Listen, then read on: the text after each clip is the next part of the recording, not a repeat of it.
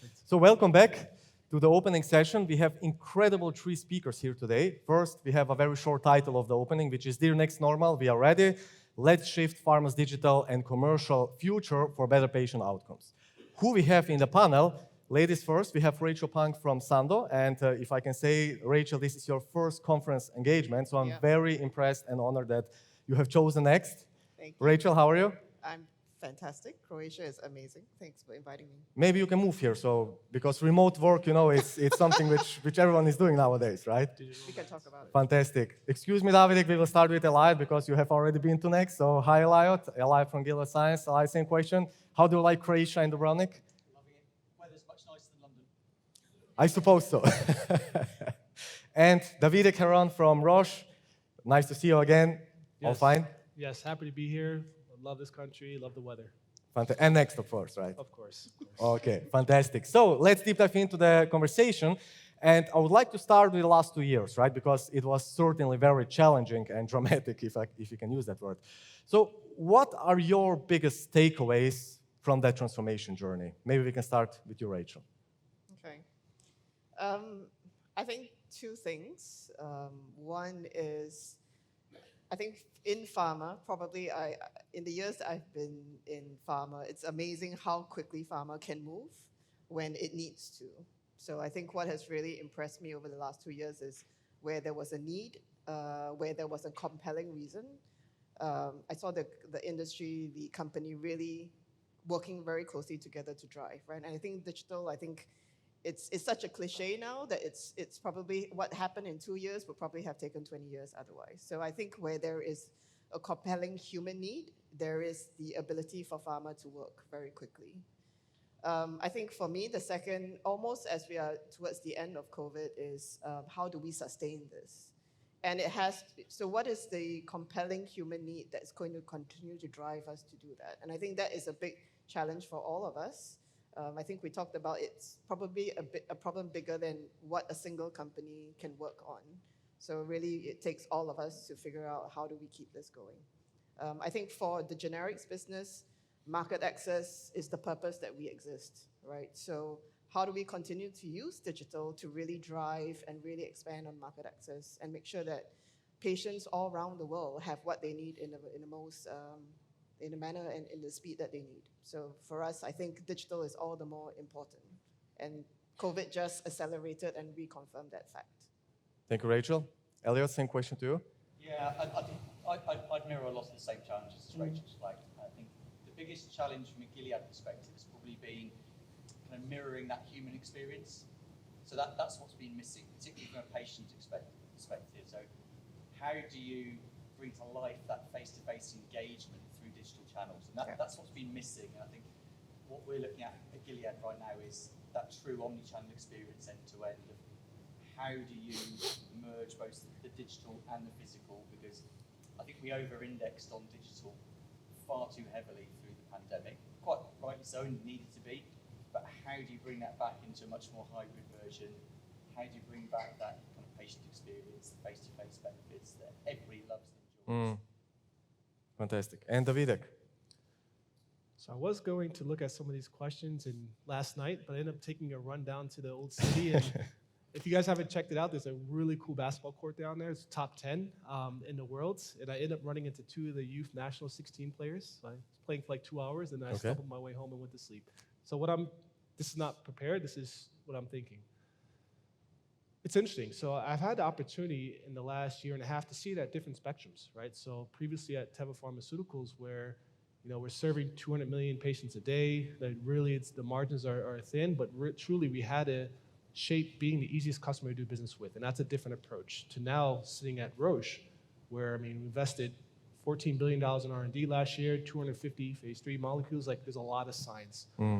What I've noticed in the last 2 years now with COVID is we're all approaching it differently, but trying to drive the same outcome, and I think that's okay, right? I think what I've noticed also is, you mentioned Omnichannel and all these other things, but we have to take a step back and just reflect on all the good work the teams have done. But then also, how do you accelerate this is really looking at, all right, in the DNA of our company, like what is our sweet spot? What are we good at, right? What good is at Gilead might not be for Roche, right? We approach it differently, but ultimately for driving those patient outcomes, really that's where we want to go. So to answer your question, I mean, I think we should accomplish and really cherish a lot of stuff, our teams, because our teams are putting in a lot of time, guys. There's a lot of fatigue out there. And I think a lot of acceleration has happened. I think now is just we have to really look within to understand, all right, how can we continue to catalyze that work and take it to the next level? Yeah, fantastic. Next question, taking into account what we achieved, and we certainly achieved a lot, I would somehow like to state that we are facing the transformation fatigue, like I mentioned during my opening. But can each of you give his very own opinion about this statement? Is it a digital or transformation fatigue? And towards which direction our industry is moving from a digital and commercial perspective? I'm happy to go first. Please. So I think, building on Davidek's point, I actually don't feel we're going quick enough in Gilead personally. I think the pandemic kind of accelerated that transformation, but it was much needed. If I look at kind of other verticals, I'm from a banking background before I moved into pharma, that's far more digitally mature. And it accelerated because there was a burning platform there. So the financial crisis forced the banks to change. Exactly. The pandemic, in my opinion, is pharma's burning platform. And my ambition at Gilead certainly is to crystallize that need to accelerate the transformation even more so. So I'm currently thinking, what do we now need to do to accelerate even faster? So there's no option for us to have any transformation fatigue because we know we've got to accelerate even quicker.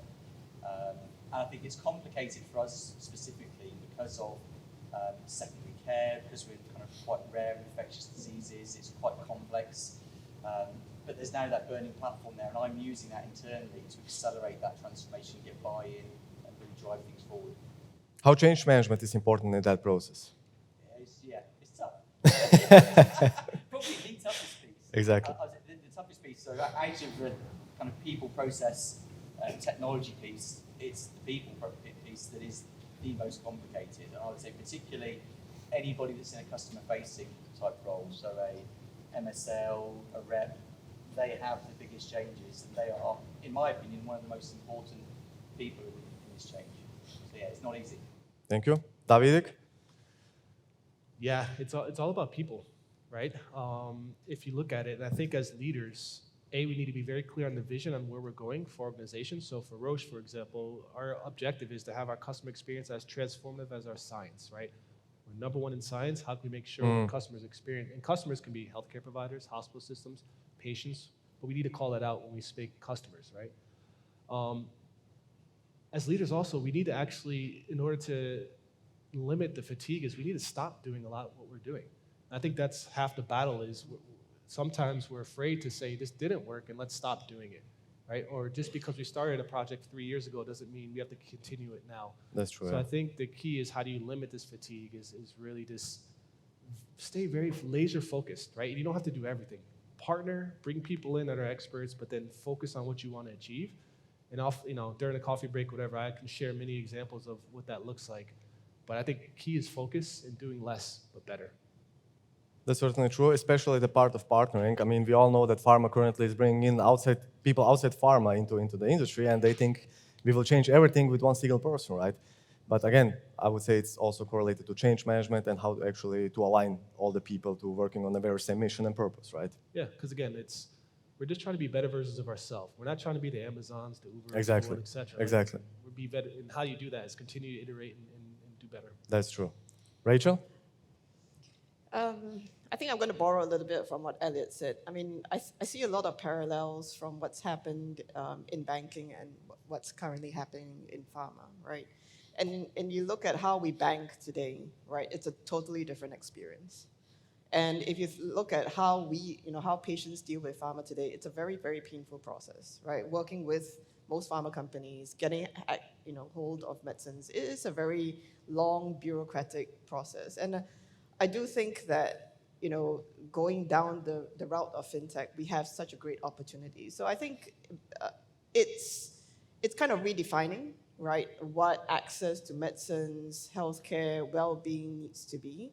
And I think it feels tired, or the fatigue that you talk about, it's because we are trying to plug in digital on top of what we already do today, right? instead of just smashing it and saying, okay, what does this whole ecosystem and process and people need to look like? And so I think what's come out of COVID for me is that you need to think about all three components as a single unit, right? Very focused, very prioritized, what really impacts the patient and what doesn't. But you can't do digital without changing all three at the same time. And doing it in small, I mean, do it in a unit, do it in a country, but really experience with everyone how everything needs to change. Because I almost would argue that it's not just the customer-facing folks who need to change. Everything all the way from country up to global need to operate very differently. And I think we need to kind of reinvent what this whole experience feels like. Yeah, Can I add please, one thing on of that? course. So I love you use banking as an example, right? So very simply, if I want to get my account balance, I can go on my phone and get that. Right. But oh crap, if my identity I think is stolen, I can get on the phone with someone right now to talk, right? So Yeah. I think just having that thing, but we've done a lot of research in that space and why are certain sectors more advanced? And if you think about it, when we say transformation, it's not a transformation unless you literally have around, you're changing 20 to 25% of your business model, right? Think about that. And I'd actually look in the crowd and say, out of all the companies in our sector, are we truly changing our business model? Or are we adding something in addition to help accelerate it, right? And that's why you see within the financial industry why there's such acceleration, because they literally are changing their products, their business models. So there's clear KPIs on, right, is this moving us to where we need to go? Certainly, Versus in our industry, again, we're scientific companies, right? We're innovation. And there's a lot of innovation on the R&D side, but in regards to our go-to-market models, are we truly changing that, right? Certainly. Next question, let's speak about stakeholders, patients, payers, buyers, whosoever. Did they really benefit out of the 2 years?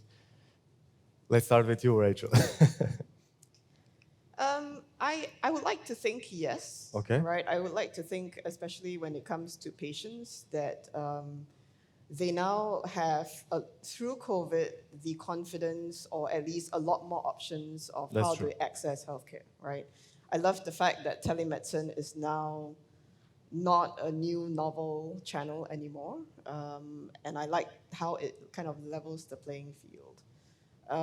I think even for distribution, right, that has totally changed. I love the fact that there are a lot more companies out there who's championing, kind of cutting through the middle people, right, to get to patients much quicker. So I think it has forced a lot of new innovation, new models. I think what needs to catch up is probably the regulations and the legality that comes with it, because I think you see, especially like in the US, right, there are states that are now dialing back what they will allow. And I think that's because we haven't really caught up with it from a regulatory point of view. So I think there is a lot more work to be done, but I think from a patient's point of view, I definitely see a huge improvement in what they have access to.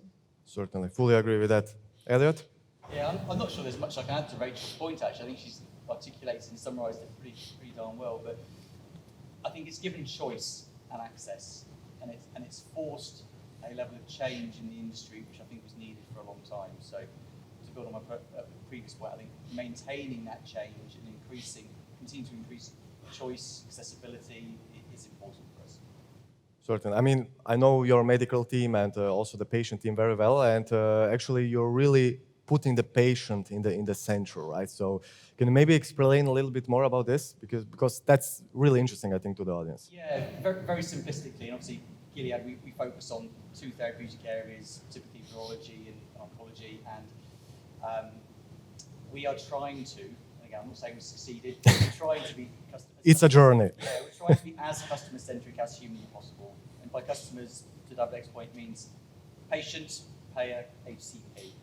And as we all know, it's complicated having multiple customers in a complex value chain, but we're really focusing on the patient, trying to understand patient needs, journey mapping, and then putting them at heart, and then using that to then kind of redefine the value chain end to end, trying to be customer-centric. And that's very complicated, as we all know, but is kind of at the heart of our business and kind of seeding through that. And again, it's been accelerated by the pandemic.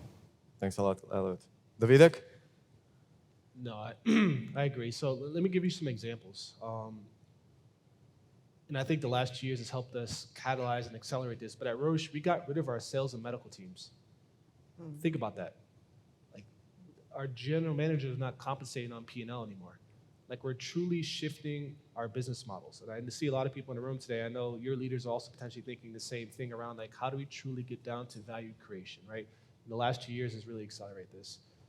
And this, to give you an example of why this is important, because it takes away, it's not about omnichannel and digital, right? It's really about the people and the insights and data you have around them to truly add value to their customer, right? And customers being those three he just mentioned. Due to that, I'll give you an example. In one country, let's say in ophthalmology, we were able to go into one of the top vision clinics during COVID when everything's locked down and actually get our data scientists and everyone around the table. If they had an issue, they couldn't get in front of their patients, right? Us just partnering with them in leveraging the new approach that we're taking, like we saved around, I think within a month period of time, 35 people from going blind, right? So that it's actually a difference in what we're doing here in regards to truly value creation versus pushing our medicines, right? Another one, there was in the Middle East, for example, around just breast cancer diagnostics, right? We actually put a lot of our teams around it. It's not about digital, but data and insights to create a solution where we're able to use image recognition to really have almost a 98% accuracy on breast cancer, right? So it's under the current situation. So there's many examples of us actually delivering value, but because we're under this new model, which the last 2 years have helped us accelerate and really catalyze, it's really, we see it's adding value to the world, right? And I think we've only scratched the surface on what that's going to be, but it's truly around, again, looking in this room, we have some of the most innovative companies around. How do we make sure our information is easy, accessible, and shared throughout the world? Thanks a lot. Final question. Let's outlook the future, right? But not in an artificial way. So let's try to be pragmatic and realistic. Couple of advices which anyone can implement just after next by going back to the office. Which advice would you give? Davidek? Yeah, partner. So that's the main reason why Dario asked support and I come. Truly, guys, we need to and I've been at different spectrums where you've had very tight budgets and almost none to we have unlimited budgets. And we're seeing similar outcomes, but we know that one company can't do it on its own, one partner can't do it on its own. I think as an industry, we need to put some of our differences aside and truly understand if we want to drive patient outcomes. I would love for some of us, and this is an invitation to you all, let's talk outside of these meetings and let's see, hey, is there key areas we're both focusing on? Let's come together, because I know leadership would jump on that, right? So I guess my invitation is talk to your peers, see where there's some synergies. Let's say scientific communication at scale, right? It doesn't need to be a Roche hub, a Pfizer hub. Like, let's figure it out how we can have a world hub, right? So I guess that's my advice. Talk to each other, partner, and really have some tangible outcomes behind that. Ask your partner, right? Yes. Okay. Rachel? I guess for me, I would take a different dimension to say that, again, I guess because I'm generics, is to find a I don't know, right, a segment, an opportunity to reimagine what that customer, patient, HCP, payer experience could be like. And find a place where you can truly test it out, really have free space to imagine what that is, and make mistakes along the way, but reimagine what the next fintech or pharma would be, and give that a try. I think that will give a lot of learning, create a lot of excitement, remove fatigue, and really bring us back to the purpose of pharma and healthcare. Thank you, Rachel. And Elliot? So related, I think, to all the previous points, I think the pandemic gave us a reason to change. Now the pandemic's come to an end, you need an opportunity to get people behind it and continue that transformation and get through that fatigue. So I would say focus on a little bit of storytelling and creating the burning platform. So what's the story that everybody in the business can get behind? Because as we've said, transforming the whole value chain front to back is complex, it involves everybody. So you need a compelling reason, story and burning platform to get behind to continue the pace of that change with the organisation. So I would advise everybody to form that story and burning platform very clearly to make sure that everybody can get behind it and continue the pace of that transformation. That's an interesting one, and I would even say that this is correlated to customer experience, because storytelling, certainly, I mean, again, you know the storytelling in Apple, you know the storytelling in some luxurious stores, etc. So storytelling certainly is a very important aspect. Thank you for that. So we are taking questions from the audience. Anyone is having any questions? The first question is always the toughest one, but then we always receive like more than 20 questions. So please, Simon. You you will receive the microphone. You mentioned before fintech as one sector to look to, Rachel. Which others are out there where you say we could learn from as in healthcare industry? I think many times we think about pharma, I think about regulated industries, right? And which other highly regulated industries have really leveraged digital technology?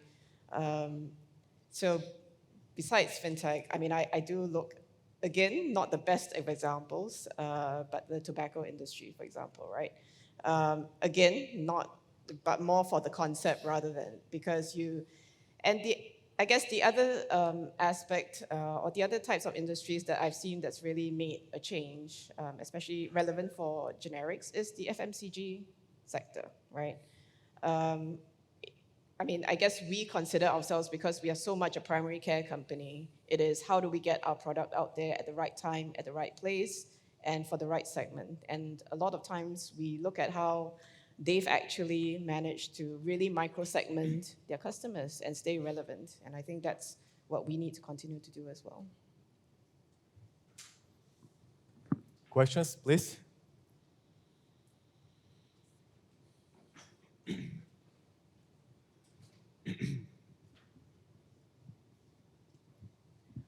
Thank you. My name is Ruben. I'm from Quartz. I have a question about the burning platform that you mentioned there, Elliot. I think it's quite interesting. And what we've noticed that in discussions, when we talk about, we think we have something transformative, we think that this can change something in HCP engagement, for example, is that when these discussions start, like we see that there's a lot of internal bandwidth in the companies that is dedicated to, we're busy implementing a new CRM, we're doing this, we're doing something else. So how do you deal with that? Like the internal bandwidth, like the focus, like the other initiatives, like when is a decision to start something new?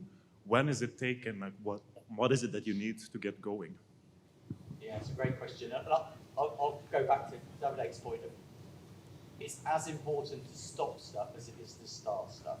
And I think tough decisions that need to be made by people who are leading these transformations is, you're not going to be the favourite person from everybody. And certainly I know, and I'm sure the other guys on the panel know, you have to be quite ruthless in stopping work. And again, speaking from a background, again, grew up in banking, financial services, some of the toughest decisions are stopping work. And in pharma, we're quite nice. We like to do stuff. We like people to have their own pet projects. And it's not nice stopping stuff, but we have to, I think, to be successful. And whoever is in charge of leading and driving that storytelling and burning platform, I think has to have the accountability to say no and stop stuff.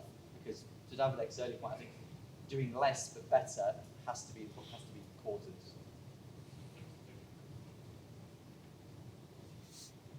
Anyone else? No hard questions. That's a good one. Exactly. Okay, so if no more questions, I would like to thank you. It was really a great conversation and looking forward to the next ones. Yes, thank you guys.